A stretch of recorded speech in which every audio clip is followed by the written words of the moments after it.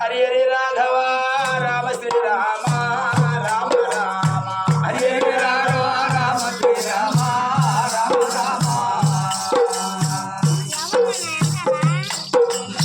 హరి హరి రాఘవ రామ శ్రీరామ అచ్యుతానంద గోవింద మన్నాలి రామ రాఘవ అయ్యా అచ్యుతానంద గోవింద మన్నాలి రామ రామ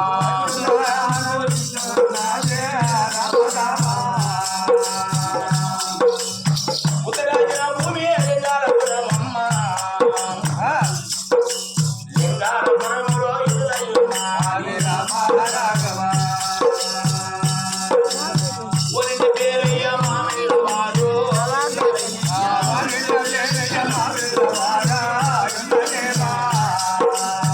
ఒలింటి పేరయ్య మామిళ్ళ వారు మామిళ్ళ సుబ్బానాయుడు ఉన్నారు రామ రాఘవ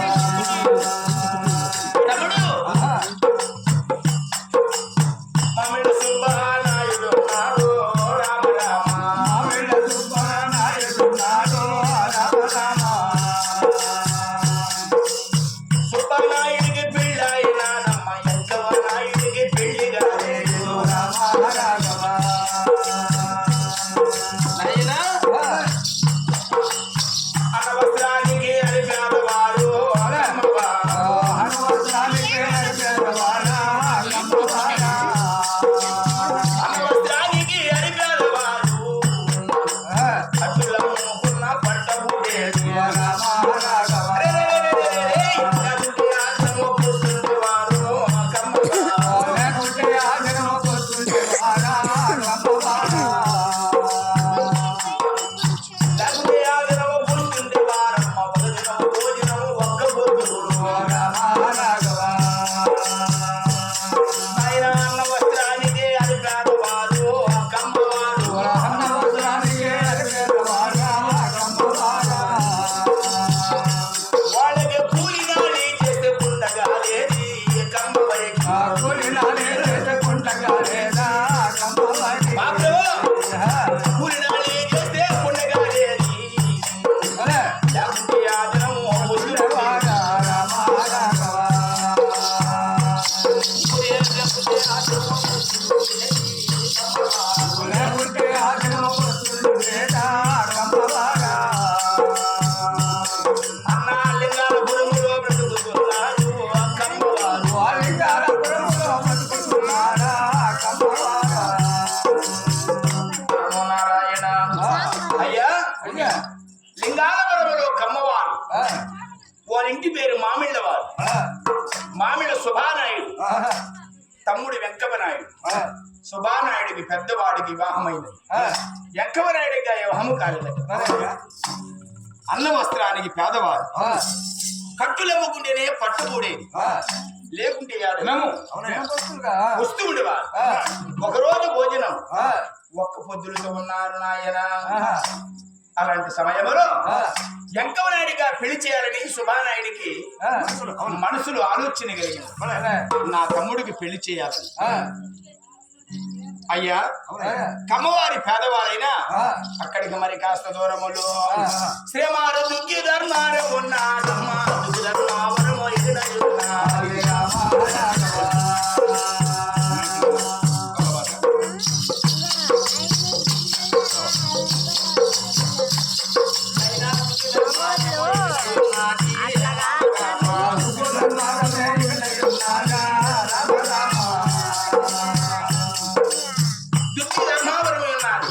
దుగ్గి ధర్మావరములో అయ్యా ముసలినాయుడు లక్ష్మమ్మ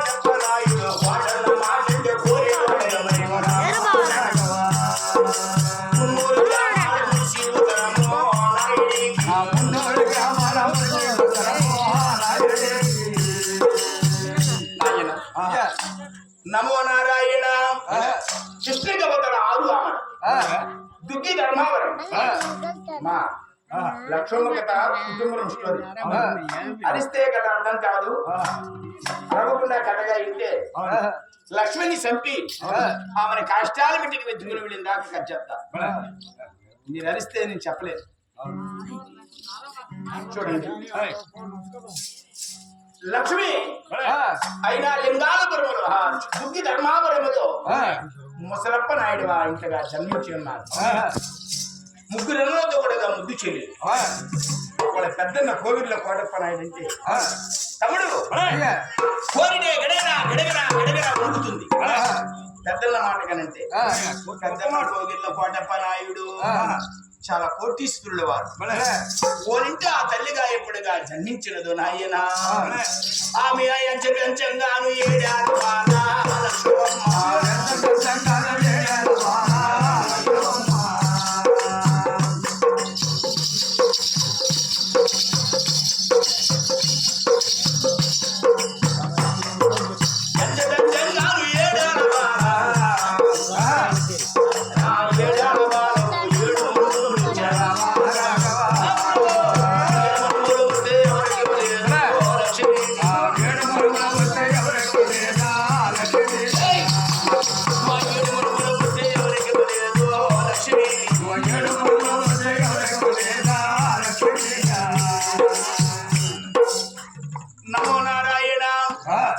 పెద్దలుగా కోవిళ్ళ కోటప్ప నాయుడు ఎండి గిన్నెల్లో వెన్నారిగా పోసిగా సాగుతూ ఉన్నాడు లక్ష్మణ్ 7 ఏళ్ల బాలకు 7 వనములు వచ్చిన ఎవరికి ఇవ్వలేదట శుభానాయుడు లింగాడగా పరమనించిన ఆయన చూడండి ధర్మావరముగా వచ్చాడట చూచాడు కోవిళ్ళ కోటప్ప నాయుడు బావా శుభానాయుడు చెప్పండి ఇదేనా బావా రావటం అన్నాడు బావకు నిమ్మకాయ నీరు మధ్యకి దాహమునగా ఇచ్చి శోభాబల్లా కుర్చీ వేసిగా కూర్చోమన్నాడు నమో నారాయణ కోగిళ్ళ కోటప్ప నాయుడు కుర్చీ ముందుగా కొలువయ్యాడు బావా ఎందుకు వచ్చావు బావా అన్నాడు బావా కోగిళ్ళ కోటప్ప నాయుడు మీరు గొప్పవాళ్ళు బావా అంటే వాళ్ళ ఇంటి బిడ్డనిగా ముసలప్ప నాయుడికి ఇచ్చి ఉన్నారు బావా మరి మీ చెల్లెలుగా లక్ష్మిని మా తమ్ముడి వెంకమనాయుడికి వివాహం చేసుకోవడానికి వచ్చాను బావా అని అన్నాడు ఈ కాలపొడగా నవ్వితే శుభనాయుడు అన్నవస్త్రానికి పేదవారు మీరు కలిగిన వారు మా బిడ్డనిగా ఏమో పోవని చెప్పేవారు బాబా శుభానాయుడు చెట్టు వేసిన వారి కాయ చూసుకునేవారు అదే ప్రకారంగా మా లక్ష్మిని మీ ఇంటి కోడలుగా చేస్తాను మీ తమ్ముడికి ఇచ్చి వివాహం చేస్తానని మాట కట్టు చేసుకున్నారు అయ్యో నాయనా లక్ష్మణి గావిచ్చి జగమనాయుడికి పెళ్లి చేశారు రామ రామ జగమనాయుడికి పెళ్లి చేశారు రామ రామ జగమనాయుడికి పెళ్లి చేశారమ్మా 5 రోజులు ఎరువుగా చేశారు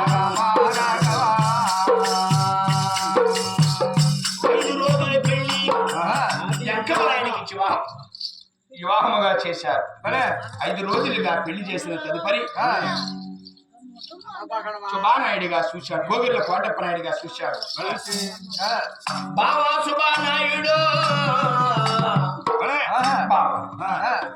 నా చెల్లెలు గారాబముగా సాగి ఉన్నాను బాబు మీ ఇంటికి వచ్చి వివాహముగా చేసి ఉన్నాను మా చెల్లెలు మమ్మల్ని చూడాలని ఆశ కలిగినప్పుడు మీరెవరైనా తీసుకుని వచ్చి నా చెల్లెలు నాకు ఒప్పించండి అని చెప్పారు మా చెల్లెలు లక్ష్మి పసిడి బావా నేరం వచ్చేదనము బావా పొట్ట తిట్టక దగ్గరుండి ఏ పనైనా దగ్గరుండిగా నా చెల్లెని గారాబముగా సాకండి బావని వాళ్ళ ఇంటి బిడ్డను ఒప్పించాడు శుభానాయుడు కోగిళ్ళ కోటప్ప నాయుడు నమో నారాయణ లక్ష్మి రాకముందు పేదవాడు లక్ష్మి ఎప్పుడుగా ఇంటి అడిగి పెట్టిందో నాయన అనగారా అయ్యా లక్ష్మి రాబట్టే అక్కడ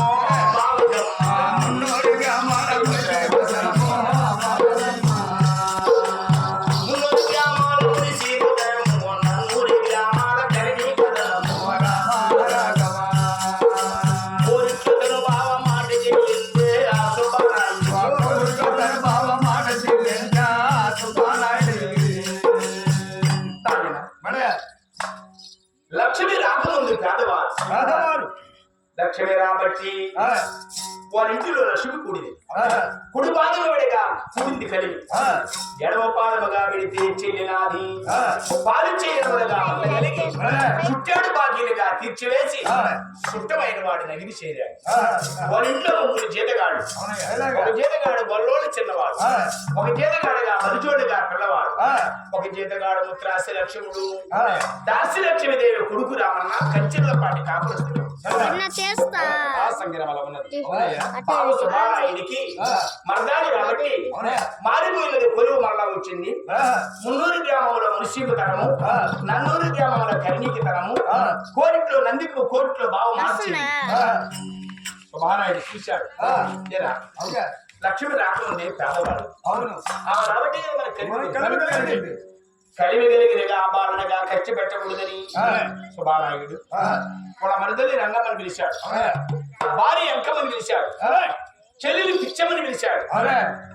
పిచ్చమ్మంటే చెల్లెలికి వివాహం చేశాడు, భర్త చనిపోయి ముండమోసి వాడు ఇల్లు చేయదు. ముగ్గురుగా పిలిచాడు, భార్య వెంకమ్మకి చెప్పాడు, మామా అమ్మా చెల్లెల ముగ్గురుగా కూర్చొని పెట్టి మర్దంగా దగ్గర పెట్టుకున్నాడు. అమ్మా లక్ష్మి రాబట్టే మనకు కలిమి కలిగింది. లక్ష్మి రాకముందు పేదవాడు, కలిమి కలిగిన బాధ కష్టపెట్టి దానికి ఇష్టం లేదమ్మా.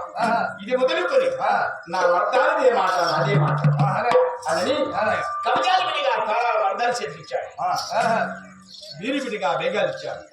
అమ్మ మర్దరా ఇది మొదలుకొని ఈ కబ్జాలు పెట్టి కావుందురాలుగా నిలవమన్నాడు.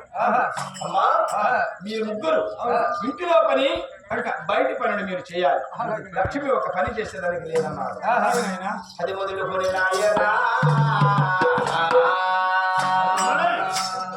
బావదే మాటమ్మా లక్ష్మి మాట, వారి మాట చెప్తాడు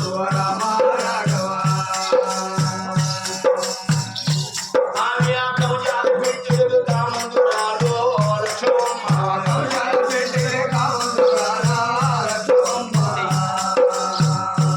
తమ్ముడు కౌజాలు పెట్టి కాముందు రాడు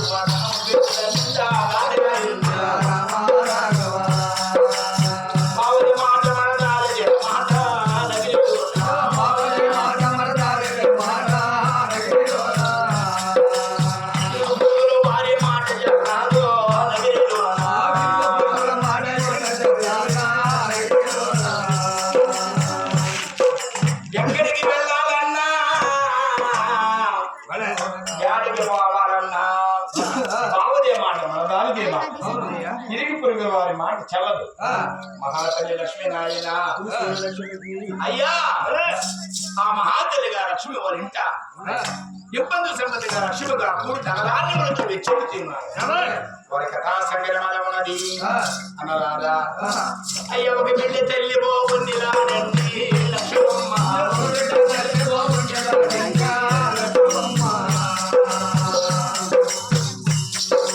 ఒక బిడ్డ తల్లి బలి పొంది రానండి బ్రాహ్మణ ముట్టేదు రాజయున్నా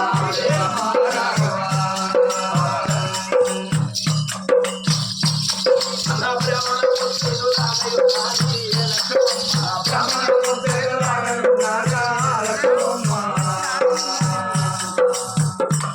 ముత్తైదు ఎలా ఉంటుందో అదే మాదిరిగా ఉంది లక్ష్మి. లక్ష్మికి హాడమాల తొలిసూరి హాడబాలికనిగా జన్మించింది. ఆమె పేరు పార్వతినిగా పేరు పెట్టారు. వాళ్ళ ఇల్లు ఎలా ఉంది తమ్ముడు? అయ్యా పాలు పొంగిన ఏదో పొంగుతున్నది, పాలు పొంగిన ఏదో పొంగుతున్నదన్నా,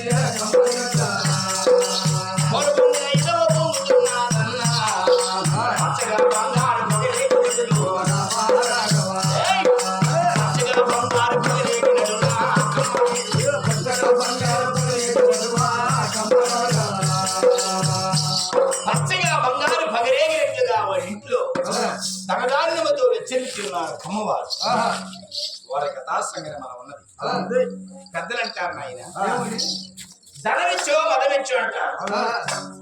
ధనం ఎప్పుడు కూడిందో తోడుకోడలంటారమ్మా మాలతర కోడళ్ళమ్మ ఆడబిడ్డగా పిచ్చమ్మ ముగ్గురు ఒక చోటు కూర్చున్నారు. అత్త అత్త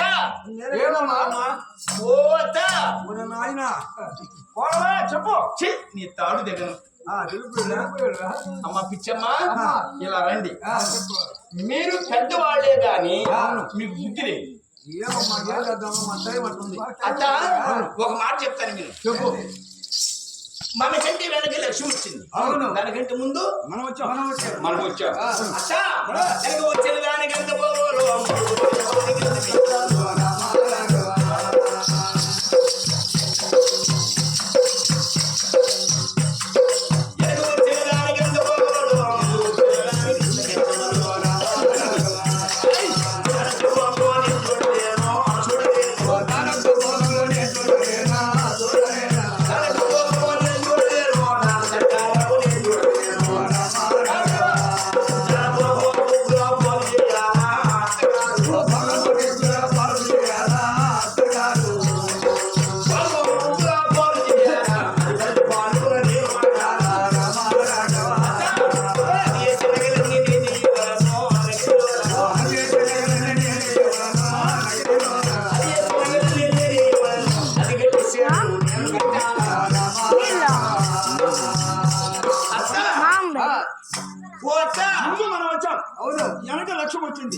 వెనకొచ్చిన లక్ష్మికి ధనం పెట్టే మీద కాదు, కంజాల పెట్టే మీద కామందుల. అవును, ఆమె భోగం మనం చూడలేదు.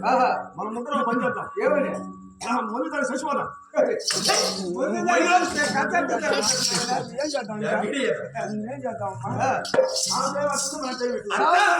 చెప్తుంది కదా ఎన్నో. అది కమిజాల బిడ్డలకి కావుందిరా. ధర్మ బిడ్డల మీద బావదే మాట, లక్ష్మీ మాట, మరదాలదే మాట, ఇంక నేనే మాట. నీ మాట నా మాట చదవలేదు. కలిమి తెచ్చిందని కమిజాల బిడ్డగా కారాలుగా నా చేతికి ఇచ్చాడు శుభానాయుడు నా కుమారుడు. అవునా? వీరి బిడ్డగా బెగాలు అందుకనే ఎక్కడికి వెళ్ళాలన్నా మరదాలతో మాట్లాడి పోతాడు. అవును, నీది నాది మాట్లాడి లక్ష్మి ఇంట్లో లేకుండా పోయింది అనుకో, మన ఇల్లు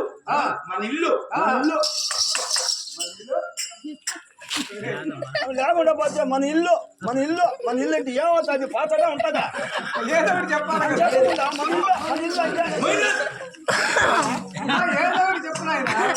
లక్ష్మి లేకుండా పోయిందనుకో మన ఇల్లు. అదే మాట చెప్పు. మన ఇల్లు వాళ్ళు పొంగి ముందు వచ్చేవాడు పంపిన ముగ్గురు పంపచ్చు ఇంట్లో పోయిందనుకో మన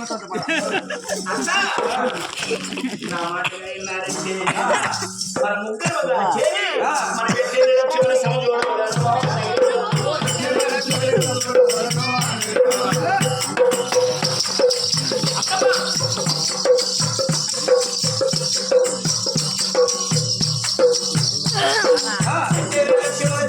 లక్ష్మి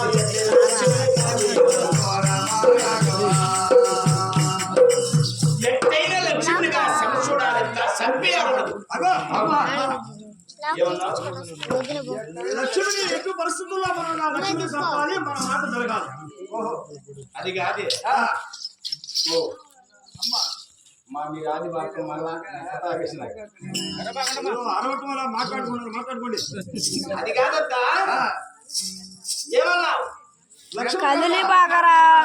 లక్ష్మిని చంపేయాలి. లక్ష్మిని చంపాలంటే మరి లక్ష్మి తప్పు ఉప్పు లేనిది మనం ఎలా చంపగలమంటే ఎవరైనా లక్ష్మిని చంపాలంటే దాని మీద ఒక తప్పైనా ఉండాలి. ఊరికి ఉచితంగా చంపాలంటే తప్పు వచ్చినప్పుడే తలగొట్టాలి. అంటే అత్త ఏమంటివి? తప్పు వచ్చినప్పుడే తలగొట్టాలి. తప్పు లేనప్పుడు నిన్ను వచ్చినప్పుడే బంధు తీయాలి. తప్పు లేనప్పుడు చంపలేదు. అవునా? తప్పు ఏంటో మనకు తెలియదు. అత్త లక్ష్మిని చంపాలంటే నేను ఒక చదువు పని చెప్తాను, నిశ్శబ్దంగా వినండి. మన ఇంట్లో ముగ్గురు జీతగాళ్ళు ఉన్నారు.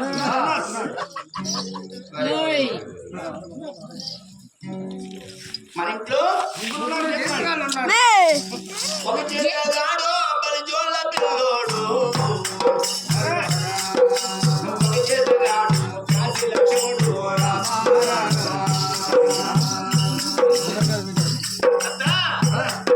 ఈ కాశీ లక్ష్ముడు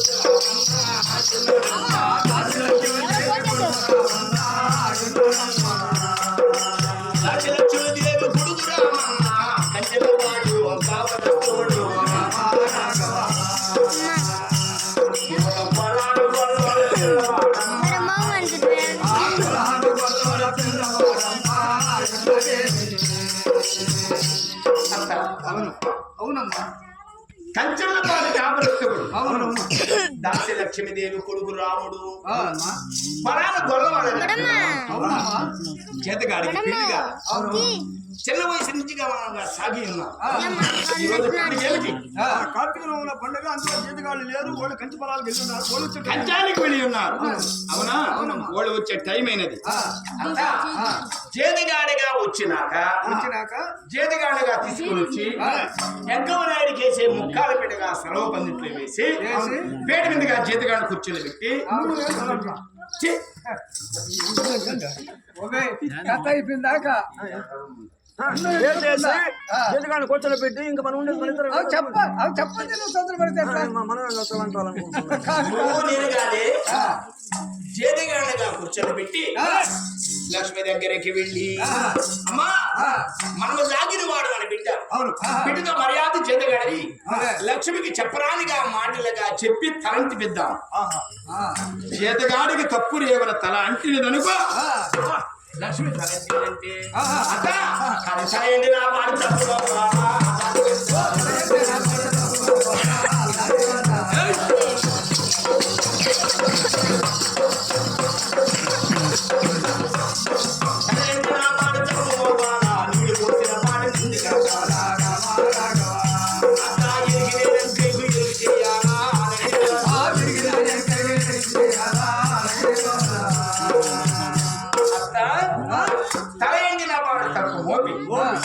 నీళ్లు పోసిన పాట నుండి గట్టి ఎరికి లేని వెంకవ నాయుడికి నా మర్దికి లేని పోరిగా చేతగాడిని భార్య ఉంచుకోవడం చెప్పి కట్టి చేతగాడికి రాముడికి రంకు కట్టి తన భర్తతో చెప్పి తన పొడిపించాడనుకో మన ఇళ్ళది మొదలుకొని లక్ష్యం సరిపోయిందంట.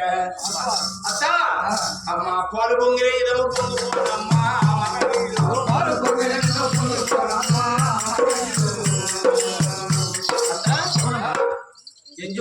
మన ముగ్గురు ఎక్కడ మన ఇల్లా ఏం చెప్పాను? ఒక పూటగా తింటే 2 పూటలు పోస్తున్నా.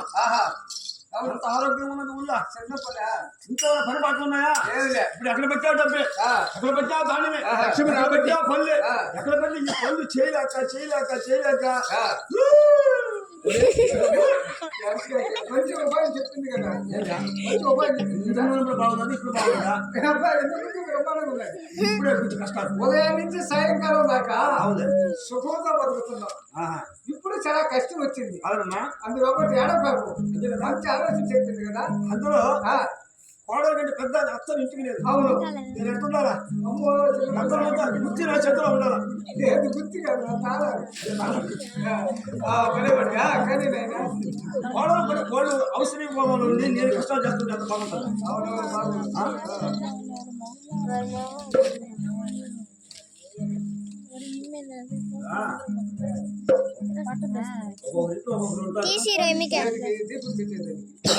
ఇంట్లో 9 మంది బాగుంది, ఒకటి చాలు. దేనికి? ఇల్లు చెడగొట్టాలన్నా కుదర పెట్టాలన్నా. అవును.